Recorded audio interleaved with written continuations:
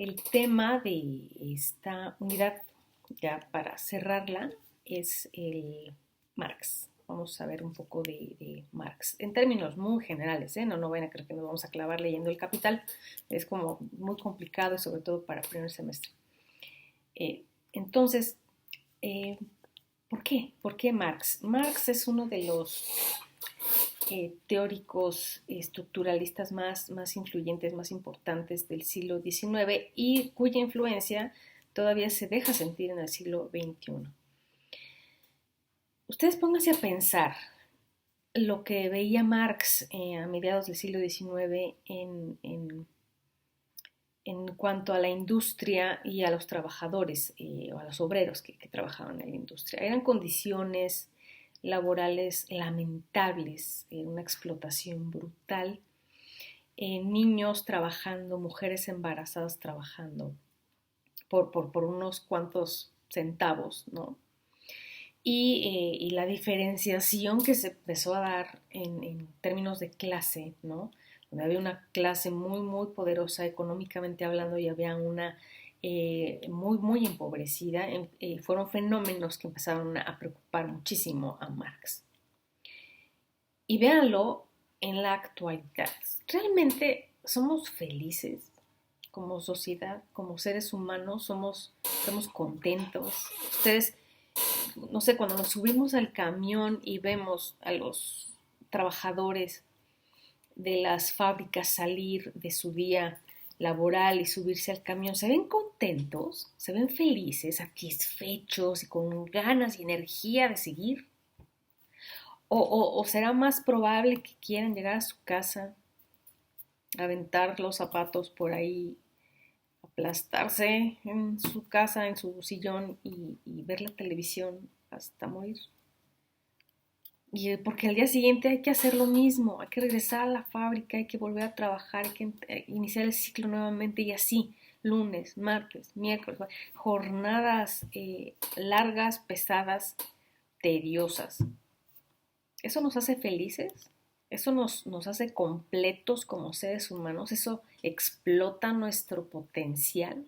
¿Todo lo que podemos lograr y todo lo que podemos hacer como personas se da? Yo lo pongo en duda, ¿no? Realmente no trabajamos porque queremos, trabajamos porque debemos trabajar y si no, no comemos.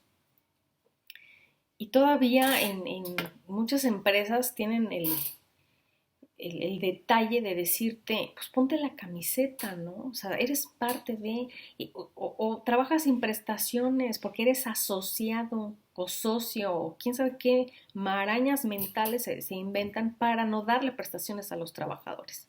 Ponte la camiseta, rinde más, quédate un extra, o sea, no te vayas en punto, da un poquito más de ti para que, ¿no? O sea, como por qué. Entonces, en ese sentido, es importante conocer la perspectiva marxista, bueno, de Marx en esta parte, pero hubo cantidades importantes de trabajos posteriores a la muerte de Marx que siguieron desarrollando sus ideas y sus propuestas, ¿no? Una de las escuelas más importantes es la escuela de Frankfurt, que no voy a cubrir en este curso, pero sí si ustedes gustan, en algún momento pueden investigar más o menos de qué va, ¿no? Entonces, creo que es un autor, un teórico, filósofo, economista, culturólogo, es de todo. Marx es de todo. Entonces su teoría obviamente es muy complicada, muy compleja, muy grande. Entonces lo que vamos a ver en este video son algunos de los conceptos como más importantes que abarca también Ritzer en la obra y que los voy a tratar de explicar para que si algo no había quedado claro en la lectura puedan consultar el video y ver si mi explicación les resulta como más útil para entender la idea general de las aportaciones de Marx en este sentido. Entonces, bueno, vamos a empezar.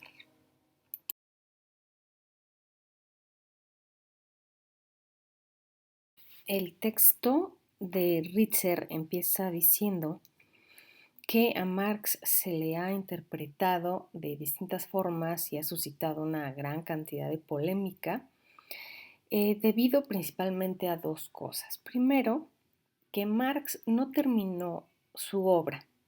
Si bien su producción, digamos, académica, por llamarlo de algún modo, o política, fue muy amplia, fue muy vasta, es también cierto que pues se murió antes de poder terminar así concretamente algo. Entonces, una buena parte de los trabajos de Marx fueron terminados por Engels. De esta forma, se vuelve un poco complicado interpretar exactamente lo que quería decir Marx. Otro de sus problemas es que escribía de forma muy complicada. De por sí, los alemanes pues, tienen ese sello distintivo de escribir todo muy enredado. Marx, a pesar de que sí podía escribir claramente, pues se decidió más bien por utilizar términos filosóficos así como muy, muy elevados, y también era complicado entender qué era lo que quería decir. Por ello, también señala Ritzer en la misma página, voy en la 155, los seguidores de Marx casi siempre lo identifican con ciertos eslogan, ¿no? Por ejemplo, la religión es el opio del pueblo, sin saber exactamente qué es lo que quería decir Marx con eso, y el clásico término de la dictadura del proletariado, y tampoco se tiene mucha claridad respecto de qué significa, y mucho menos van a tener claridad si solo lo ajustan a sus interpretaciones y no a lo que Marx realmente quería decir con estos conceptos. Entonces, a pesar de que Marx tenía esa capacidad de escribir claramente, porque hay algunos trabajos en los que se le entiende muy bien qué es lo que quiere decir, por ejemplo, el manifiesto del Partido Comunista es muy claro, es muy fácil de leer, pero la obra del Capital es súper complicada. Entonces, debido a esto, pues las discusiones y las controversias se han desatado de manera muy importante a partir de que él publicaba sus obras, y dio pie a un montón de interpretaciones y las interpretaciones de las interpretaciones, total que es muy difícil ponerse de acuerdo respecto de qué era lo que quería decir Marx realmente en alguna de sus obras, ¿no? Y Ritzer lo dice de forma bastante cómica en la página 156, cuando citando a Miller, dice, prácticamente cada párrafo en este capítulo podría acompañarse por tres párrafos concisos que describieran por qué otros lectores de Marx, eruditos e influyentes, piensan que ese párrafo es erróneo en importancia o sustancia. O sea, todo el mundo decía, no, fulano se equivocó, no, Mengano está mal. Y así entonces era una peleadera brutal y eterna respecto de las teorías marxistas, tanto económicas como sociales. Lo que sí es cierto, y hay consenso, es que el interés de Marx, a diferencia de los estructural funcionalistas que ya vimos que se dedicaban a estudiar el orden, la estructura sociales, a Marx le interesa el cambio social. Entonces, se hace una gran división entre aquellas teorías que se enfocan en el orden y aquellas teorías que se van a enfocar en el conflicto y el cambio. Y son mayoritariamente, o por lo menos tienen un fundamento en Marx. Y es muy cierto lo que señala Richard un poquito más adelante respecto de las supuestas predicciones marxistas que realmente nunca se cumplieron. Predicciones que no eran tales, pero lo que sí es muy cierto es que Marx nos dio los elementos necesarios para hacer un análisis en aquellas partes de nuestro sistema capitalista que deben abordarse, atenderse, cambiarse, analizarse, pelearse, no sé, aquellas partecitas que más generan desigualdad, que más generan explotación y que deberían llamar la atención de aquellos que son responsables de las legislaciones, por ejemplo, ¿no? Entonces, vamos a decir que la discusión sobre la mesa puso los puntos sobre las IES respecto del sistema capitalista, y si bien no se ha dado esta gran revolución comunista que él pensaba que se iba a dar, pues sí nos permitió con sus teorías ver que era pensable por lo menos un cambio de fondo en nuestra estructura económica y por tanto en la sociedad en general.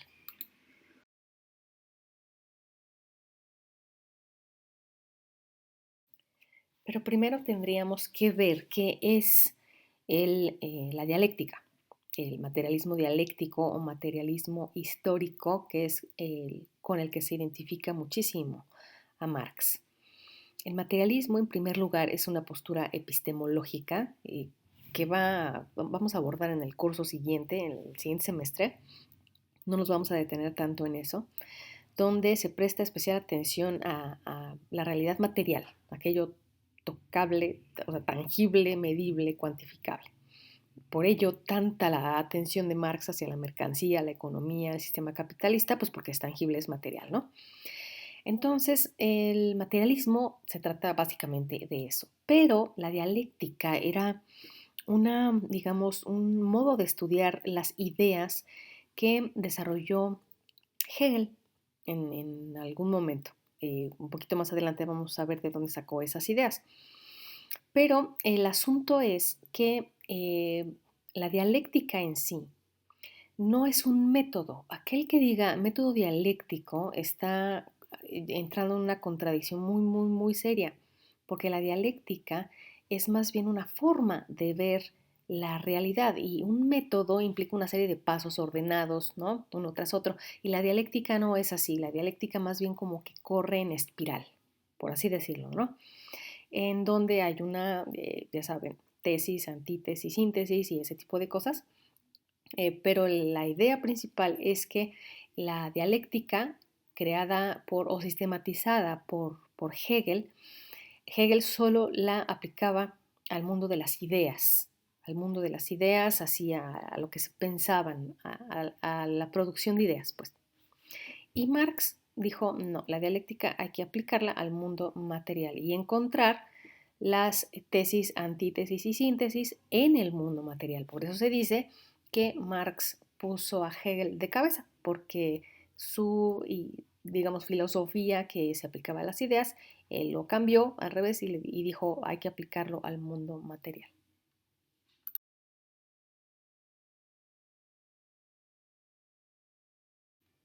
La dialéctica no nació así puramente a partir de Hegel, sino que tiene raíces en la filosofía presocrática y posterior de Heráclito, Parménides y Platón. Y no me voy a detener tampoco en el fundamento así eh, súper concreto de la dialéctica porque eso corresponde a otro semestre, ¿no?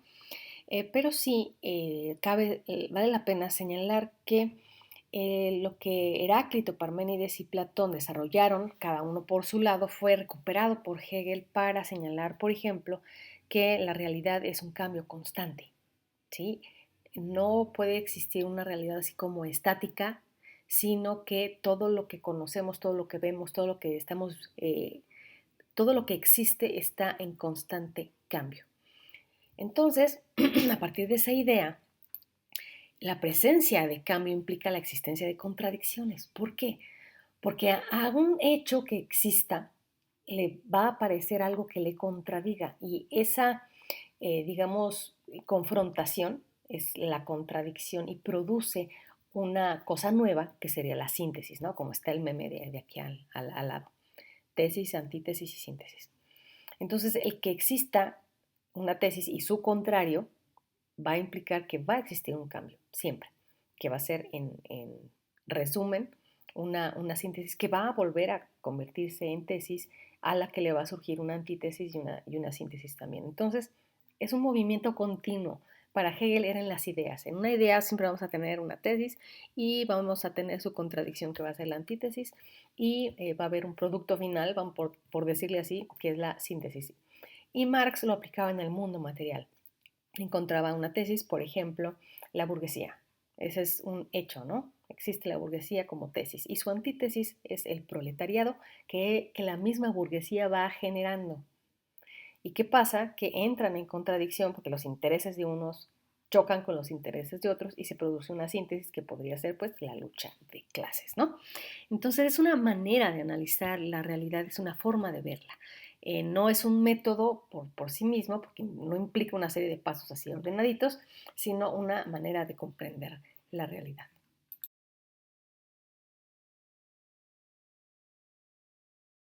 Así, en el entendido de que el propio sistema capitalista genera sus propias contradicciones, en el momento en el que las grandes empresas necesitan de trabajadores y el propio sistema tal como está conformado los explota y se van necesitando más trabajadores porque va creciendo más el capitalismo, la explotación entonces va a ir creciendo más, ¿no?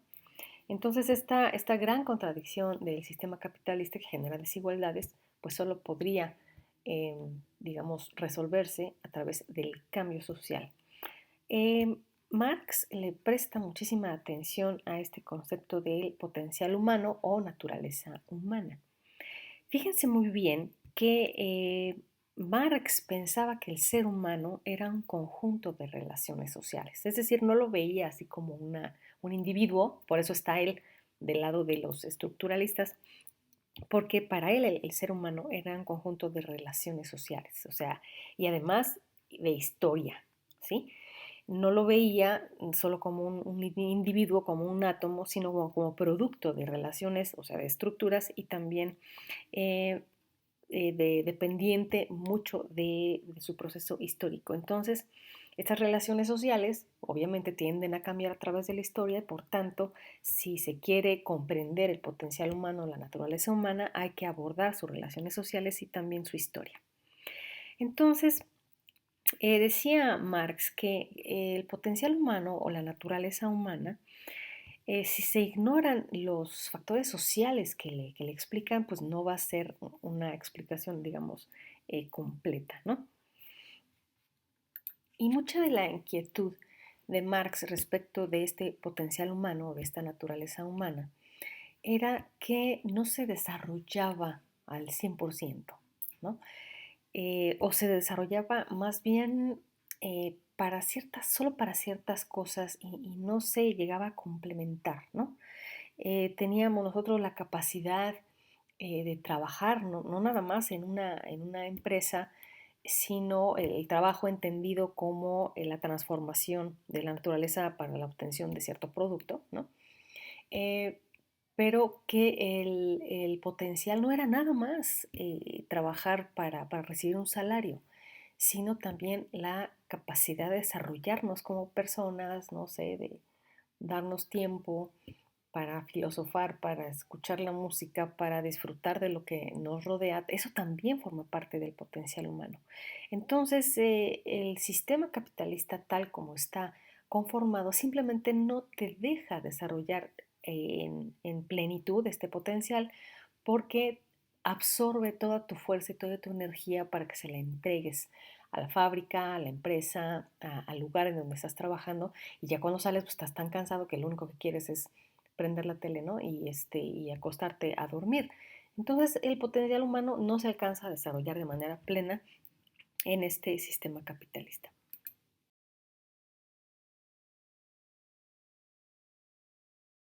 Para Marx, la noción de trabajo y la noción de potencial o naturaleza humana estaban muy conectados. Entonces, pensaba Marx que primero el poder trabajar o transformar a la naturaleza es algo que nos distingue de otras especies eh, vivas, ¿no?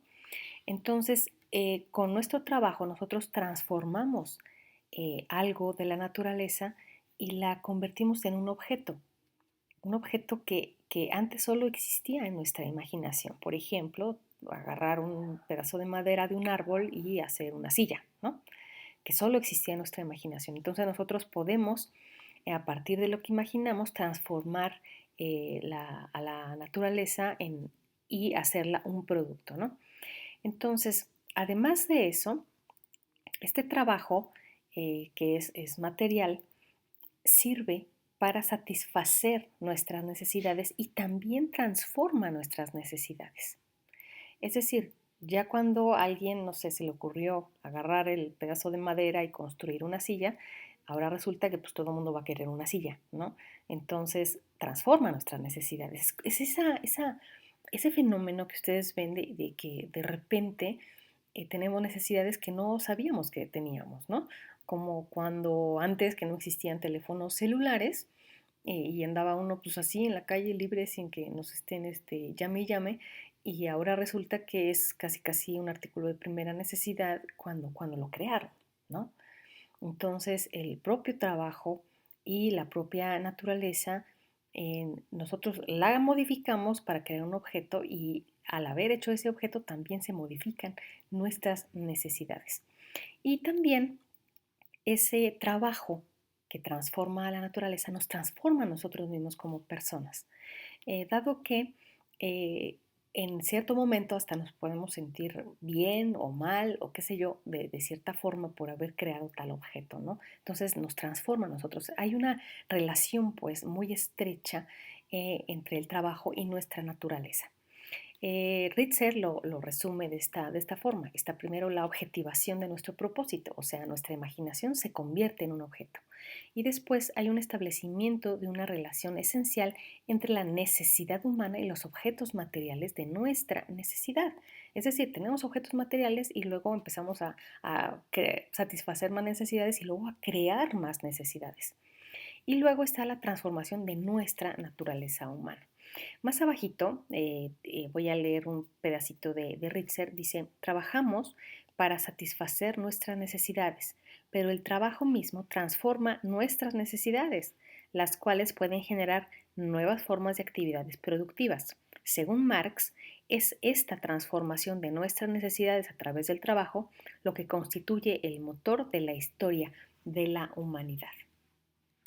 El trabajo además es una actividad social. No nada más lo desempeña una sola persona, ¿no? En sociedad, sino que muchas personas hacen este tipo de actividades de transformación. Entonces, de esta forma, para Marx, el surgimiento del humano depende de la sociedad. Por eso está ubicado dentro de los estructuralistas. El ser humano se transforma en individuo solo y solo si está dentro de una sociedad. Entonces, imagínense ustedes la importancia que tuvo esta noción de trabajo para Marx, muy casada o muy relacionada con el potencial humano. Es a través del trabajo cómo nosotros entramos en contacto con la naturaleza, cómo nosotros echamos a volar nuestra imaginación, transformamos alguna parte de la naturaleza para satisfacer una necesidad o varias necesidades que tenemos, y además inventamos nuevas necesidades que nos van transformando a nosotros mismos. El cambio, pues, es una noción también muy importante dentro de los trabajos de Marx, en tanto que si no se contempla esta relación trabajo, potencial humano y naturaleza con la noción de cambio, pues quedaría básicamente sin razón.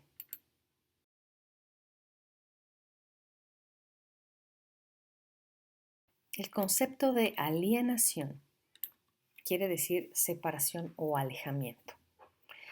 Entonces, vaya sorpresa que con esta idea, muy en términos generales, que acabo de plantear sobre la relación entre trabajo, potencial humano, naturaleza y todo esto, ¿cómo encontramos el trabajo dentro del sistema capitalista?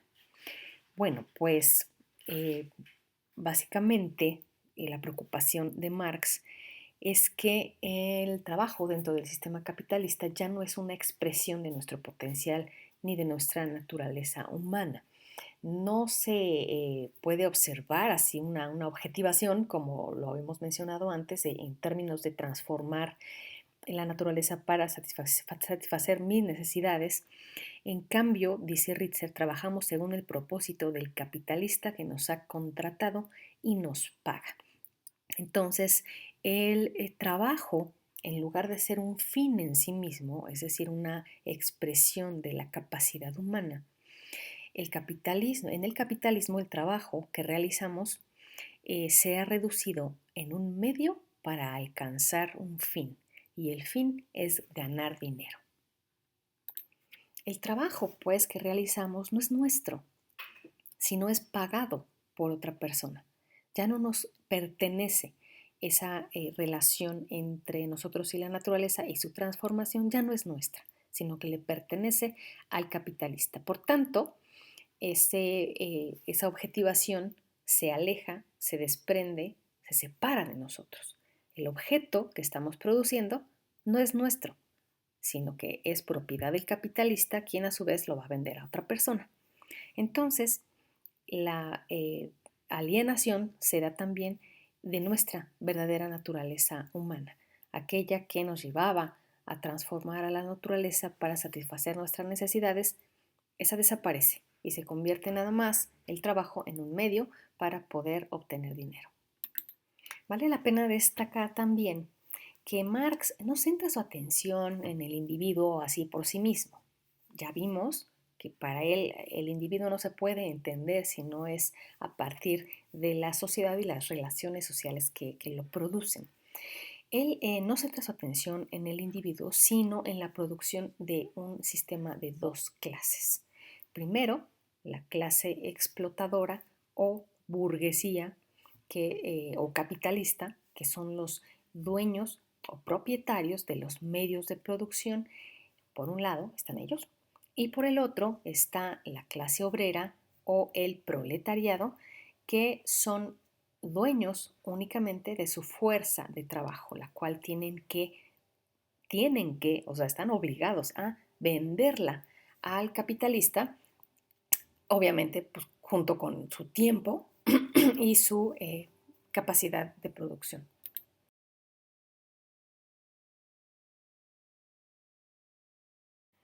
Así pues, la alienación, que significa separación, alejamiento, aislamiento, ¿sí? No es solo de un tipo. Hay varios, 4 tipos de alienación, principalmente, de lo cual nos habla Ritzer en la página 166. Primero está la alienación de la actividad productiva, porque como ya vimos, el trabajador, el obrero, lo que hace es vender su fuerza de trabajo a cambio de dinero. Y además, digamos, el obrero que está en una línea de producción X, ¿no? Fabricación de autos o de lo que ustedes quieran, solo conoce una parte del producto, o sea, solo elabora un pedazo. Por ejemplo, en el ensamble de un teléfono, ¿no? Pues hay unos que nada más hacen la coraza, otros el chip, otros los cables o lo que tengan adentro, las baterías y así, pero no conocen tampoco, ¿no? El producto entero, sino solamente ese pedacito que les corresponde hacer. Entonces, la actividad productiva se aliena de ellos, ¿sí? Se separa, no les pertenece. Es más, que es el segundo tipo de alienación del producto, el producto que están haciendo tampoco les pertenece. Ellos están haciendo, por ejemplo, fabricando un automóvil acá así muy lujoso, que jamás en su vida van a poder manejar. O sea, no es para ellos, es para otra persona. Bueno, primero para el capitalista y el capitalista pues para quien se lo venda, ¿no? Entonces se aliena, ya vimos dos, de la actividad productiva que no conoce el desarrollo completo del producto que está elaborando. El producto mismo tampoco le pertenece. Tercero, está alienado de sus compañeros de trabajo porque está tan embebido en lo que tiene que hacer, en las actividades que tiene que cumplir, en el horario que debe de satisfacer, que ni siquiera tiene tiempo para relacionarse con sus pares, ¿no? Entonces también se aliena de ellos, se separa, se aleja de sus compañeros de trabajo y ahí podemos ver, ¿no? El super éxito que han tenido los sindicatos en México. ¿Sí? Entonces, ahí están, la alienación de sus compañeros de trabajo. Y también la alienación de su potencial humano en la medida en que al verse inmerso en este sistema capitalista que le exige tiempo, que le exige básicamente que invierta toda su naturaleza en generar dinero, pues no tiene tiempo realmente para hacer otra cosa que no sea trabajar.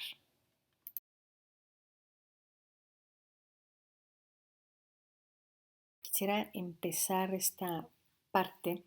Voy en la página 168, donde se empiezan a abordar las estructuras de la sociedad capitalista. Y quisiera empezar leyendo un pequeño párrafo que expone aquí Richard citando a Wood. Y dice, el capitalismo es un sistema económico en el cual un gran número de trabajadores que poseen poco producen mercancías para el enriquecimiento de un pequeño número de capitalistas que poseen lo siguiente: las mercancías, los medios de producirlas y hasta el tiempo de trabajo de los trabajadores, puesto que lo han comprado mediante el pago de su salario. Pero una de las ideas centrales de Marx es que el capitalismo es mucho más que un sistema económico, también es un sistema de poder y su secreto es que los poderes políticos se han convertido en relaciones económicas. Los capitalistas son capaces de obligar a los trabajadores, o amenazarlos, diría yo, mediante su poder para realizar recortes de personal o cerrar plantas, por lo que rara vez requieren hacer uso de la fuerza bruta. El capitalismo, por ende, no es un simple sistema económico, es también un sistema político, una manera de ejercer poder y un proceso para explotar a los trabajadores. Entonces, de esta forma podemos ver cómo a Marx le preocupaba cómo estaba formado el sistema capitalista y cuáles eran las consecuencias que tenía para los seres humanos, para la sociedad, sobre todo para el proletariado, en tanto es potencial humano. ¿Sí? O sea, ahí está el potencial humano, nomás que no se puede expresar. Entonces, una de las formas en las que hace Marx, no vamos a ponernos a leer el Capital aquí, una de las formas que Marx utiliza para poder hacer el análisis de esas estructuras de la sociedad capitalista es irse pues, cosa por cosa, ¿no? Es eso, el análisis, cosa por cosa. Y empieza con la mercancía, esos productos, esas cosas, esos objetos que se elaboran en las fábricas, en las empresas, qué sé yo, que no son propiedad de los trabajadores, son propiedad del dueño del capital y que posteriormente va a vender sacando un extra, ¿no? O la famosa plusvalía, esa cantidad de dinero que le suman a la mercancía y que se la quedan los capitalistas y los trabajadores pues ni la ven, ¿no? Entonces, es muy útil, ¿no? Para este tipo de análisis en cuanto a la mercancía, en cuanto a estos productos, diferenciar entre dos tipos de valor que tienen estos productos. Uno es el valor de uso y el otro es el valor de cambio. Entonces dice Richter en la página 169, dice, estos objetos se producen para el uso personal o de otros en su entorno inmediato, constituyen valores de uso. Sin embargo, en el capitalismo, este proceso de objetivación adopta una nueva y peligrosa forma. En lugar de producir para ellos o sus congéneres inmediatos, los actores producen para otro, o sea, para el capitalista. Los productos tienen un valor de cambio, es decir, en lugar de ser usados inmediatamente, son intercambiados en el libre mercado por dinero u otros objetos. Quiere decir, ¿qué es esto? ¿Qué es esto del valor de uso? El valor de uso es realmente para qué me sirve lo que estoy produciendo, ¿sí? Vamos a pensar que si en la antigüedad, pues la gente producía su propia ropa, ¿no? Su propio cepillo para el cabello, qué sé yo, lo que se iba a poner, o su propio trigo para poder hacer su propia masa y poder hacer su propio pan, ¿sí?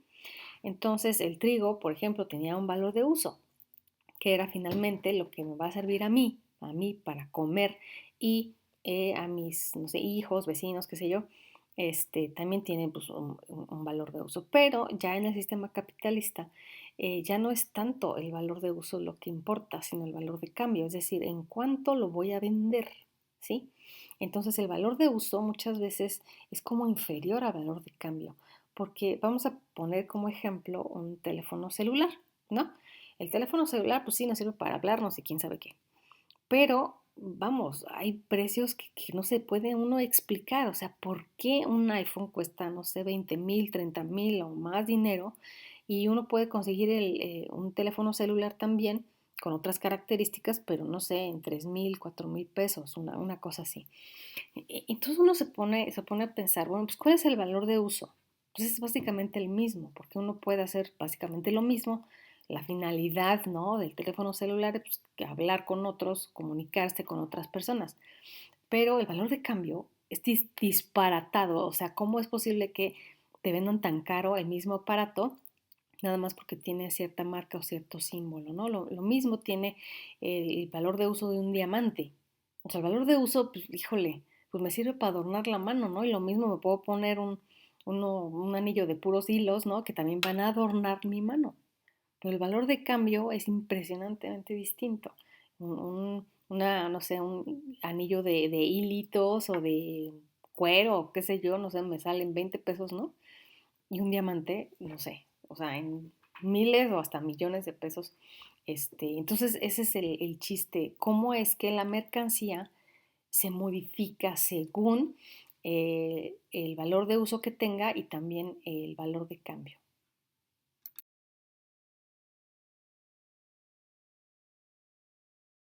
A este problema de la mercancía se le añade otro más, que es el fetichismo, de la mercancía entendida en términos de la, digamos, eh, cualidad que tiene la mercancía de ser adorada por los seres humanos, como si fuera, como que la endiosamos, la divinizamos.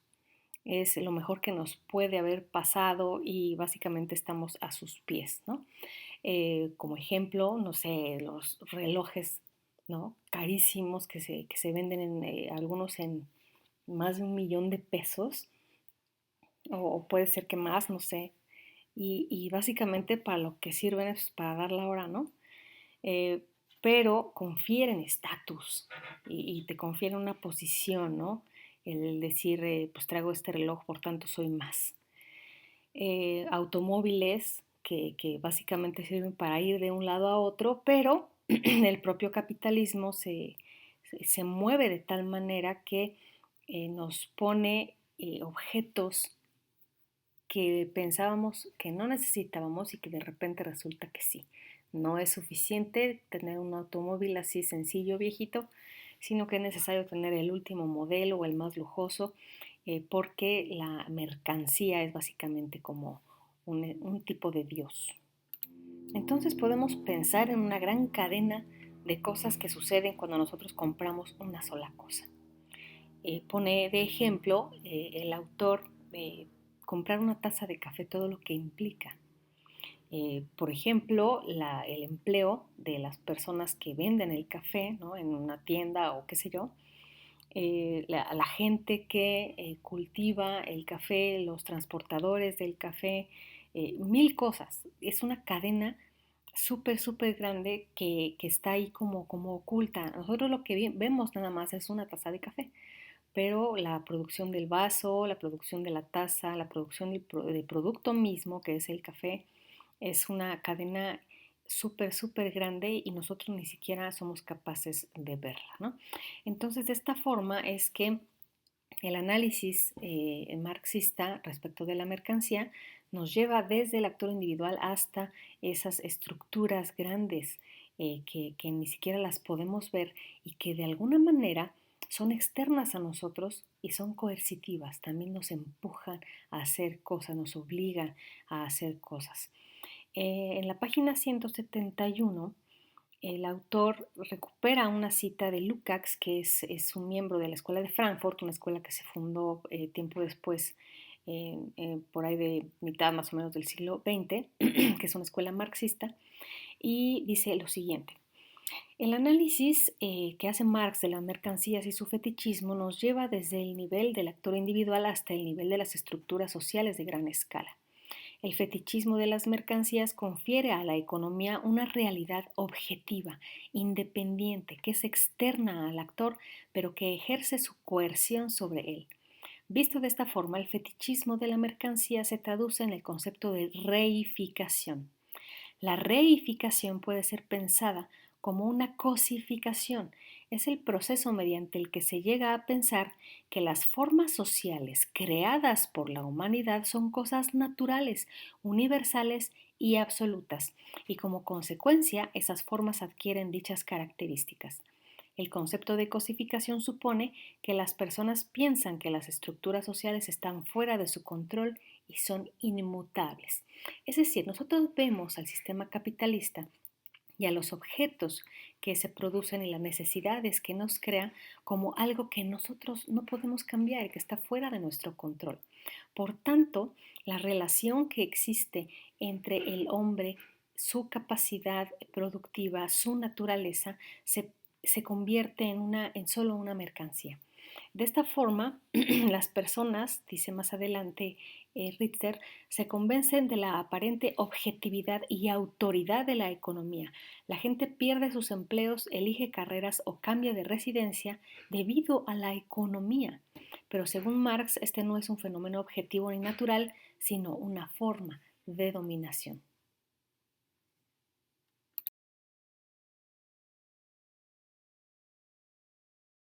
Otro concepto importante en la teoría marxista es el de explotación.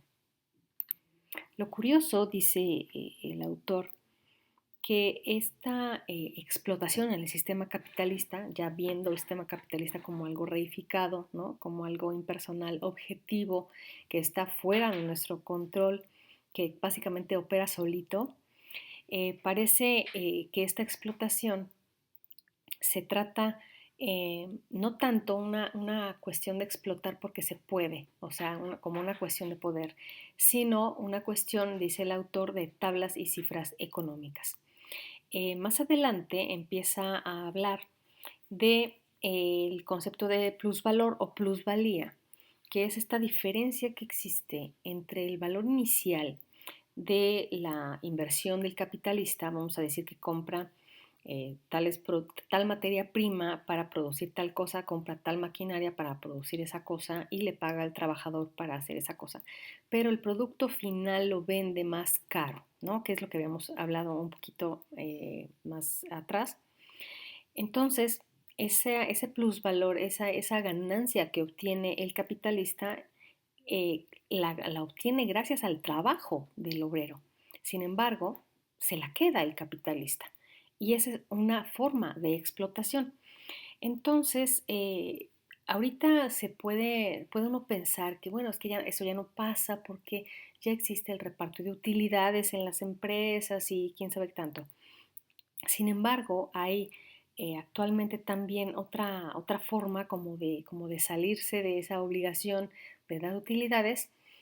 Por ejemplo, cuando las empresas dicen, pues sí tuve ganancia contable, pero no tuve ganancia fiscal o tributaria, ¿no? Entonces, no voy a poder dar reparto de utilidades porque la verdad es que sí tuve más ganancias acá, pero cuando le pagué al fisco, pues ya no me quedaron utilidades. Entonces, son luego un montón de discursos y de marañas en las que enredan a los obreros, a los trabajadores para no dar reparto de utilidades. Entonces, vamos, lo que pasa es que el sistema capitalista que estaba analizando Marx en su tiempo, pues era un sistema incipiente, industrial incipiente. El capitalismo ya existía desde hace muchísimo más tiempo, pero el capitalismo en el sistema industrial, pues básicamente era de mediados del siglo XIX y esta explotación era mucho más visible. Y ya en tiempos más recientes el sistema capitalista tiende a adaptarse para vamos, evitar que haya demasiados conflictos y que se vaya destruyendo esta forma de trabajar dentro del sistema. Entonces se inventan también ese tipo de reparto de utilidades que a la mera hora siempre beneficia mucho más a la empresa que a los trabajadores. Eso cuando dicen que sí existen utilidades y no se salen por la tangente diciendo que siempre no las hubo. Y a todo esto se le añade pues la avaricia, ¿no? Del capitalista de tener más cada vez, lo cual conlleva una mayor explotación de los trabajadores y ese es lo que precisamente lleva a la lucha de clases.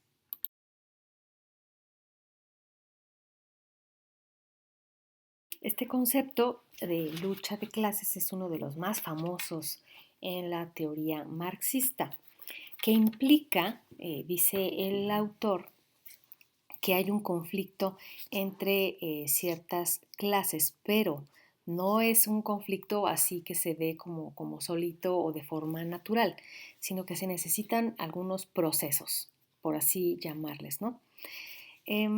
Vamos a pensar que Marx definió a clase, el término clase, en términos de su potencial de conflicto. Y dice Richter textualmente, los individuos forman una clase en la medida en que se encuentren en un conflicto común con otros respecto del plusvalor o de la plusvalía. Entonces, no es que simplemente por existir cierto tipo de clase social o nivel socioeconómico ya en automático se dé la lucha de clases, no. Lo que sucede es que se requieren, no sé, como que ciertos procesos para que se dé esa lucha de clases. Para Marx, dice Richter, una clase existe de verdad cuando las personas toman conciencia de su relación conflictiva con otras clases. Sin esta conciencia solo se constituye lo que llamó una clase en sí. Y cuando toman conciencia de que existe este conflicto, se convierten en una verdadera clase o una clase para sí. Y dentro de este análisis que hace, o sea, ya que toman conciencia de clase, ya son una clase para sí, descubre Marx que hay dos, digamos, principales clases en las que se da este conflicto debido precisamente a la explotación y a la apropiación de la plusvalía. Una clase se llama la burguesía y la otra es el proletariado. La burguesía va a ser aquella que es la dueña de los medios de producción y el proletariado va a ser aquella que solo posee su fuerza de trabajo y la vende al capitalista en forma de fuerza laboral asalariada. Y es este conflicto que observa Marx es precisamente esa contradicción de lo que hablábamos al inicio, esa contradicción que existe, que debe existir, que es necesaria para que exista también un cambio. En otras palabras, si la clase no toma conciencia para sí, o sea, no toma conciencia de clase, esa lucha no se va a dar. Necesitan, digamos, asumirse como parte de una clase y asumirse como en conflicto con otra clase para que esa contradicción pueda generarse y entonces dar pie o dar marcha a los cambios sociales que sean necesarios.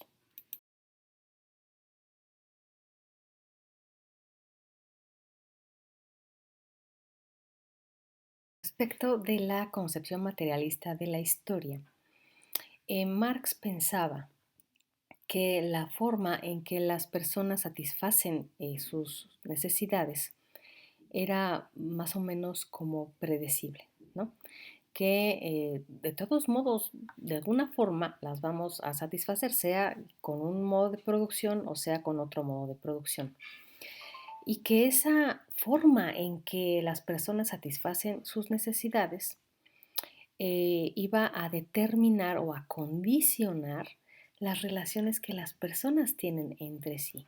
En otras palabras, la forma de producir riqueza, vamos a decir, la base económica, iba a determinar o iba a condicionar cómo nos relacionamos con los demás y hasta las ideas que tenemos de la realidad social, las ideas que tenemos en general como seres humanos. Entonces, los modos de producción, la mercancía, las relaciones económicas, la plusvalía, el resultado de la apropiación de la plusvalía, que es la lucha de clases y la identificación de esta lucha de clases entre burguesía y proletariado, era la base económica. Y encima de ella se erige la superestructura ideológica, que es una maraña de relaciones de educación, de estructuras políticas, religiosas, los medios de comunicación, la forma en la que pensamos está determinada por la base económica. Es decir, que si nuestra forma de satisfacer nuestras necesidades fuera otra, fuera distinta, no sé, con trueque, no sé, una cosa así me imagino, eh, dice Marx que por tanto nuestra forma de pensar, nuestra forma de religión, nuestra forma de educación también se iba a modificar. Por ello es que pensaba que en su madurez el capitalismo iba a, no a tronar, pero sí a transformarse en cierta medida en otra forma otro modelo económico, ¿no? Como el comunista. Y que al haber cambiado esa base, o sea, la forma de producción comunista, también nuestras ideas, nuestra política, nuestras leyes también iban a modificarse. Y va pues una cita textual de Marx, está en la página 177. Dice, En la producción social de su vida, los hombres establecen relaciones definidas que son indispensables e independientes de su voluntad, es decir, son coercitivas, ¿no? Son estructurales. Relaciones de producción que corresponden a un estadio definido del desarrollo de sus fuerzas productivas materiales, es decir, corresponden a una etapa de la historia, ¿sí? La totalidad de estas relaciones de producción constituye la estructura económica de la sociedad y el verdadero fundamento sobre el que se erige la superestructura legal y política y a la que le corresponden formas definidas de conciencia social. Es decir, que lo que suceda en la estructura económica iba a corresponderse con las formas de conciencia social, es decir, con la ideología, religión, cultura, medios, todo eso, todo dependiendo de cómo estaba conformada la base económica. Y sigue, en un cierto estadio de su desarrollo, las fuerzas productivas materiales de la sociedad entran en conflicto con las relaciones de producción existentes o, lo que no es sino una expresión legal de la misma cuestión, con las relaciones de propiedad dentro de las que han venido funcionando hasta ahora. De ser formas del desarrollo de las fuerzas productivas, estas relaciones se convierten en sus trabas. Esto ocurre, entonces ocurre un periodo de revolución social. Con el cambio del fundamento económico, toda la inmensa superestructura es más o menos rápidamente transformada. Es decir, él estaba señalando que en el momento en el que el capitalismo se transformara, iba a transformarse también la forma en la que nos relacionamos, o sea, las formas de conciencia social iban a ser también modificadas.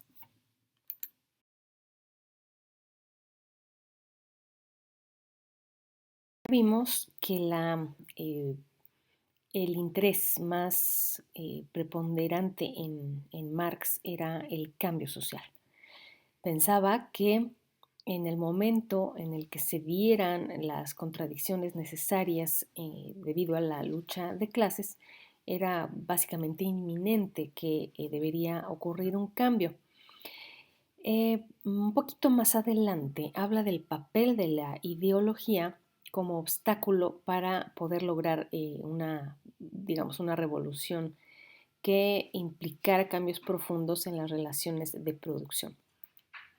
Entonces, él decía que no solo estas relaciones de producción eran las que obstaculizaban los cambios que eran necesarios para, digamos, el desarrollo de la sociedad, sino que también había ciertas ideas que apoyaban el statu quo, es decir, la manera en la que estaba estructurada la sociedad, el estado de cosas, el orden social. Entonces había ciertas ideas que apoyaban este statu quo y precisamente esas eran las que obstaculizaban los cambios que eran necesarios.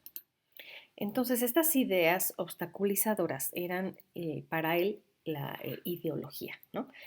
Y debemos dejar muy en claro que todos tenemos una ideología o ciertas ideologías, porque son un conjunto la ideología es un conjunto de ideas que dan cuenta de algo, o sea, explican algo. Todos tenemos, pero Marx en este sentido hablaba de la ideología como esa ideología dominante y que era producto del sistema capitalista. Entonces, dice Ritzer, primero, con ideología se refiere a las ideas que surgen naturalmente de la vida cotidiana en el capitalismo, pero que por la naturaleza de este, o sea, del capitalismo, reflejan la realidad de una forma invertida. Esto quiere decir que el sistema económico capitalista es productor de ideas. A través de esa organización de las relaciones productivas se producen ciertas ideas de lo que es, de lo que debería ser, ¿no? Por ejemplo, es pensar que necesariamente nosotros tenemos que trabajar para sobrevivir, pues es una idea que surge del sistema capitalista porque si no trabajamos, pues realmente ni siquiera sobrevivimos. Otra idea muy relacionada con el sistema capitalista es la que vimos con Merton, que es la idea del éxito. ¿Sí? El éxito económico, el éxito material es muy importante y digamos que va de la mano con el propio sistema capitalista. Que tal vez si el sistema económico no fuera capitalista, tal vez existirían otras ideas diferentes. Entonces, ese es un primer papel que juega la ideología como obstáculo para el cambio social. Ya que se presentan las contradicciones y las rupturas fuertes, la ideología también juega un segundo papel, que es el intentar ocultar estas contradicciones que existen en las relaciones de producción para evitar precisamente que se produzca el cambio social. Una muestra de cómo opera esta ideología dentro del sistema capitalista es el concepto de libertad.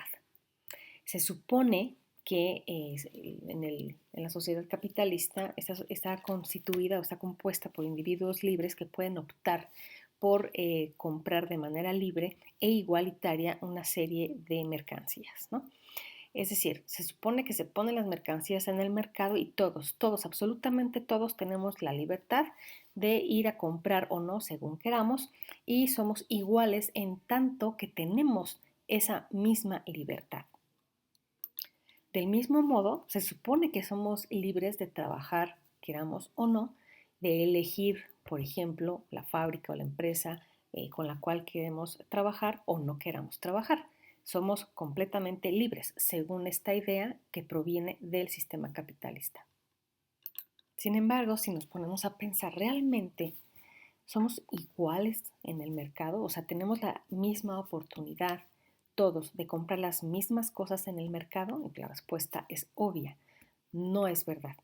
Y tampoco somos libres realmente de elegir si queremos trabajar o no con tal o cual empresa, porque en muchas ocasiones uno tiene que trabajar con quien ofrezca puestos laborales, puestos de trabajo, y en raras ocasiones realmente estamos nosotros deseosos de involucrarnos con esa empresa o con esa fábrica, ¿no? Mucho desde la perspectiva del obrero. Si la empresa dice, no, pues necesito tantos, pues va el obrero corriendo y pide trabajo, pero para el sistema capitalista él fue libre de ir y pedir que lo instalaran para trabajar en la fábrica, pero realmente es libre.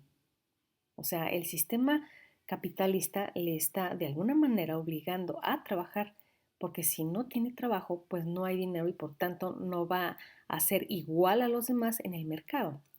Entonces es como una libertad entre comillas o libertad a modo o libertad tergiversada, como decía el propio Marx.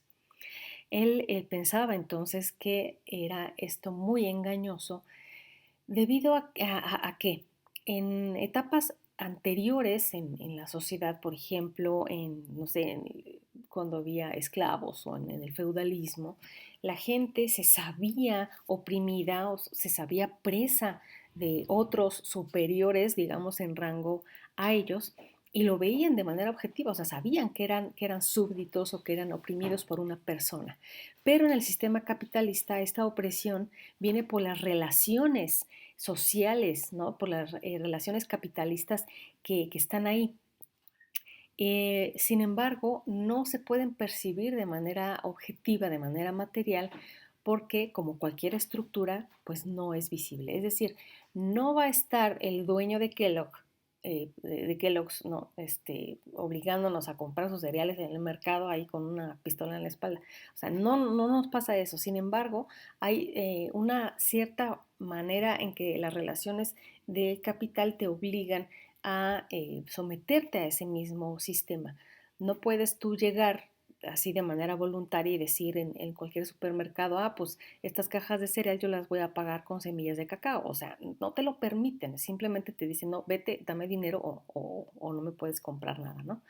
Entonces, las relaciones de dominación no son tan claras porque no son personas que están así con un cuchillo, poniéndonos un cuchillo en la espalda para que hagamos lo que ellos dicen. No es así, sino que el propio sistema está tejido de tal forma que o participamos en él o participamos en él. Entonces es una dominación como más velada. Por tanto, las ideologías, dice Ritzer, deben crearse para proteger al sistema capitalista y una forma de hacerlo es retratar la desigualdad como igualdad y la falta de libertad como libertad.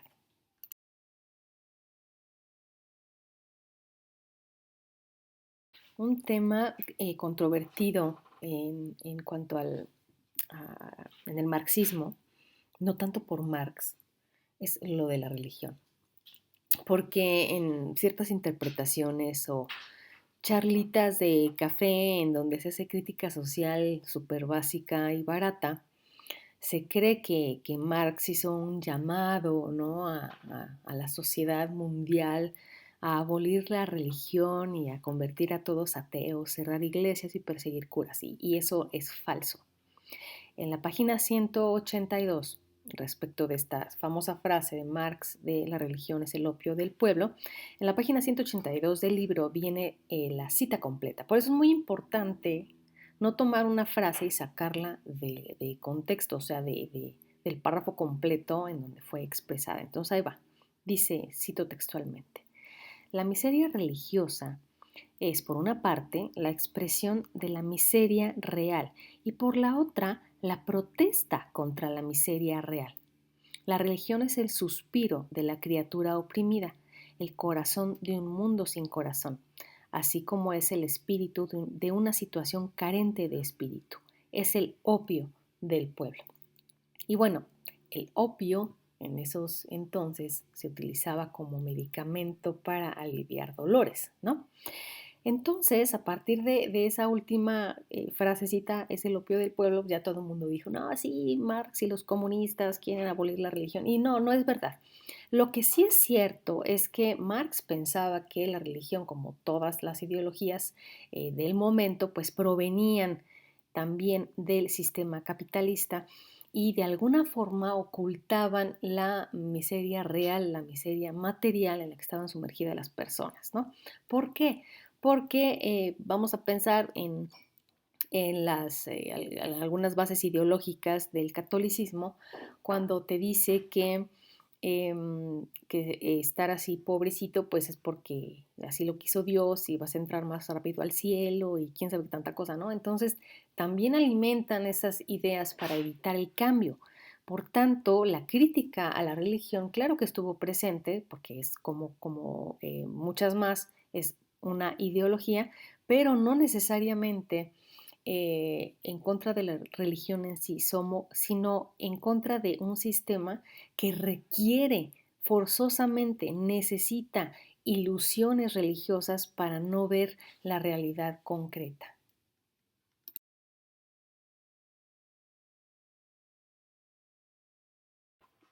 Ya uno de los puntos finales de este capítulo del libro de Ritzer es en cuanto al famosísimo comunismo. Em, Hay una polémica así como muy, muy grande, bueno, desde hace muchísimos años, 60 años o más, en cuanto al carácter predictivo de las teorías marxistas o del materialismo histórico, porque se supone, y dice el propio Ritzer, Marx escribe como si el modo de producción fuera a dar como resultado cierto sistema, ¿no?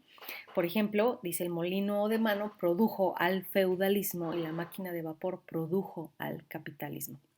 Entonces, parecería que se va como prediciendo que de acuerdo con lo que se utilice para trabajar, o sea, nuestros medios de producción, se va a moldear el modo de producción. Por tanto, si cambiamos las relaciones de producción, puede modificarse el sistema y llegar a otro nuevo, ¿no? Parece muy predictivo, así como de algún día vas a llegar a esto. Esto es muy cuestionado, muy cuestionable, sobre todo, dice Karl Popper, un epistemólogo, filósofo de la ciencia muy, muy famoso, dice es que no se pueden hacer predicciones en los sistemas sociales, ¿no? Sean económicos, religiosos, políticos, de los que ustedes quieran. No se pueden hacer predicciones porque no son sistemas estacionarios y estáticos y aislados. Es decir, siempre hay movimiento en los sistemas sociales, hay cambios frecuentes, por tanto no se pueden hacer predicciones, ¿no? Necesitaríamos un sistema así como que muy cerrado, muy estacionario, muy aislado como el sistema solar para poder hacer predicciones. Y los sistemas sociales no se parecen en nada al sistema planetario, ¿no? Por ejemplo. Entonces, esta parte de la predictibilidad del materialismo histórico queda muy, muy en tela de juicio, ¿no?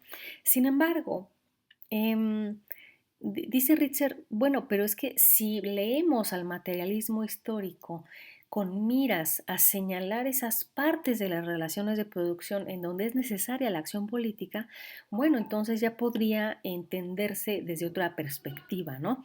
No tanto desde una perspectiva de estar prediciendo que se va a caer y va a morir el capitalismo y que va a surgir a fuerza el comunismo. Eso nunca lo dijo Marx.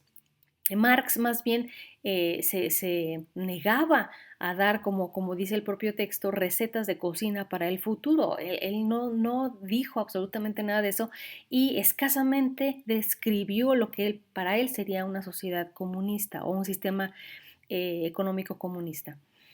Fueron más bien los marxistas posteriores quienes siguieron a él, quienes ya se encargaron de elaborar muchísimo más las propuestas de Marx, no Marx, porque él pues se murió antes de poder hacerlo. Entonces, si vemos algunas de las ideas sueltas que existen respecto del comunismo, se entiende al comunismo no como un sistema político y económico en donde el Estado va a ser el mero mero canchanchero y el rey de todos. O sea, no. En el comunismo hay un estadio de cosas tal que no es necesario que exista el Estado, porque nosotros como seres humanos ya hemos sido capaces de convivir, de intercambiar, de producir para satisfacer todas nuestras necesidades, de forma tal que no es necesario que haya un ente regulador, ¿no?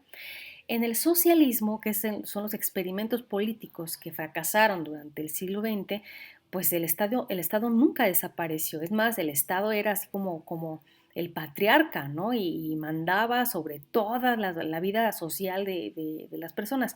Eso no fue comunismo, eso fue un socialismo político que murió, ¿no?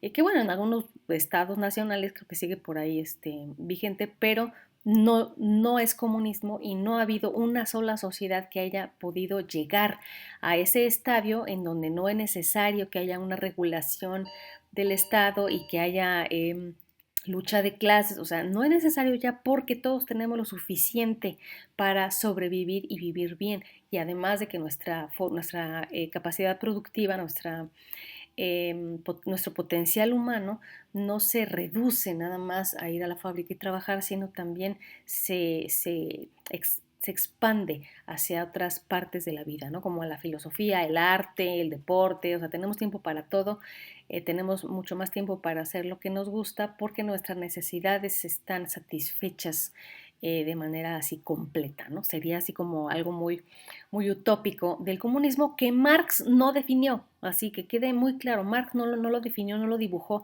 sino más bien trabajos posteriores de los marxistas.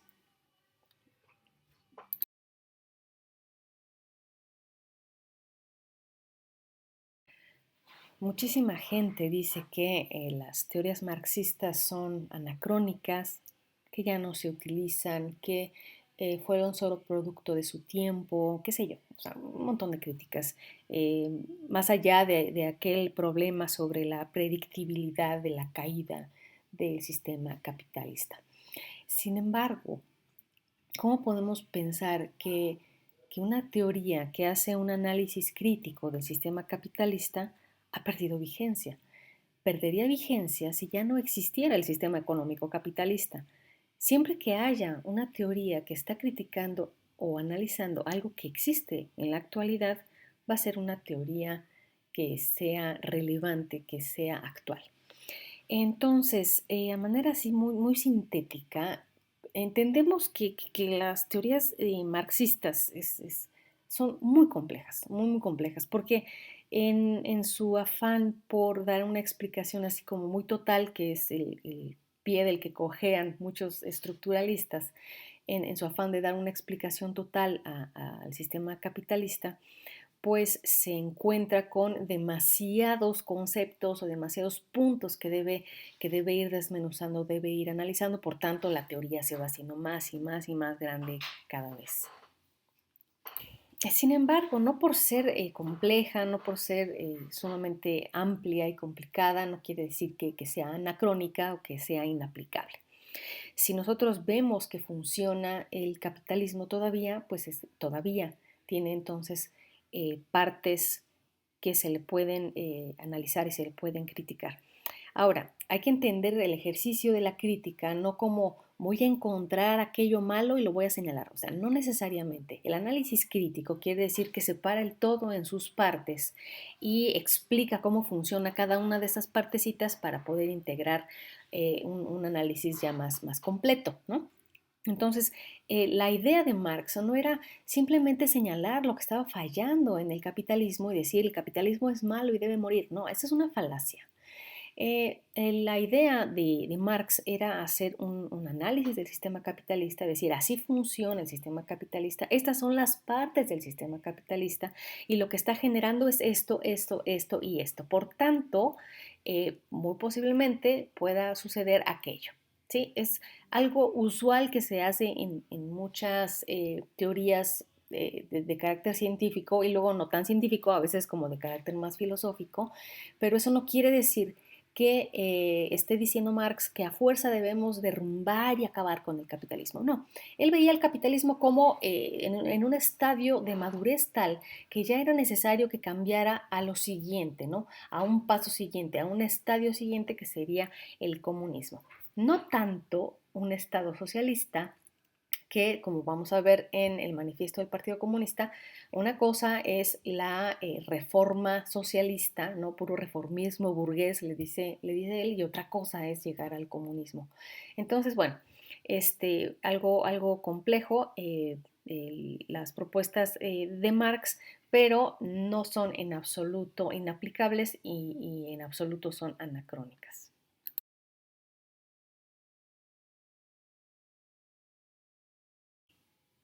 A pesar de lo complicado, de lo complejo que es sí, todo este mundo de explicaciones y de análisis que nos hizo favor de regalarnos Carlos Marx. Eh, Creo que es una teoría, digamos, muy seductora, muy te invita a ponerte a pensar, a reflexionar y además a reflexionar qué es lo que nosotros como individuos hacemos para reproducir ese sistema. No nada más pensar y hacer, tener ideas que vayan muy acorde con lo que quiere y requiere el sistema capitalista para reproducirse, sino también otras cosas que hacemos, ¿no? Quiero comprarme algo a fuerza, aunque no lo necesite, y ya estoy creando mis necesidades de la nada, ¿no? Es como ¿para qué quieres eso? Pues, eh, entonces, es muy seductora, invita mucho a la reflexión, invita mucho a ponernos a pensar cómo opera el sistema capitalista y en cierta medida, cuáles son las partecitas, ¿no? En donde podría tal vez hacerse una revolución. En ese sentido, respecto de la revolución, a la que llama Marx de manera muy reiterada, sí es verdad, él pensaba que esas contradicciones de clase, ¿sí? Entre burguesía y proletariado solo podrían resolverse a través de una acción política, o sea, una revolución violenta. Es verdad, no veía él otra salida. Vamos, estamos hablando de mediados del siglo XIX. Entonces, él decía, si no es peleándose, pues no veo otra, ¿no? Oh, sorpresa, oh, sorpresa. Todo lo que él pensó que podría llegar a ser el capitalismo en su madurez, porque, repito, para poder llegar al comunismo es necesario que el capitalismo llegue a cierto nivel de madurez, o sea, decir, ya hasta aquí llegó y tiene que cambiar.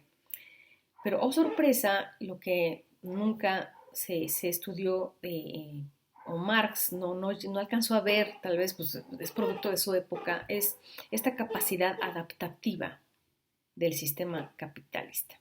Porque no adopta una forma final nunca.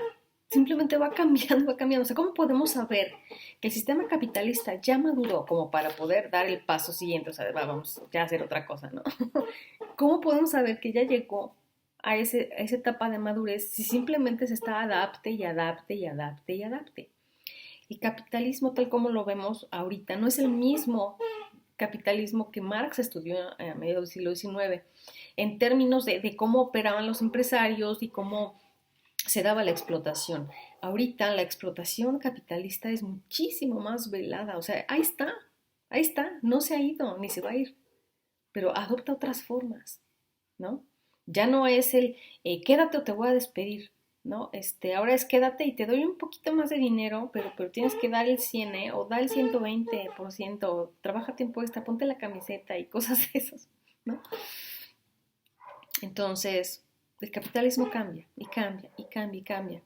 ¿Cómo podríamos llegar a saber cuando ya adoptó su forma final para poder dar el siguiente paso? Es algo que nadie sabe, no sé, en algún momento tal vez se dé, pero yo no lo veo, personalmente no lo veo cerca, ¿no? Lo que sí es importante que tomen en cuenta y que consideren es que no es una teoría, no por ser así muy viejita, no quiere decir que sea anacrónica, es muy actual, ¿sí? Mientras exista sistema capitalista va a haber marxismo, eso que ni qué.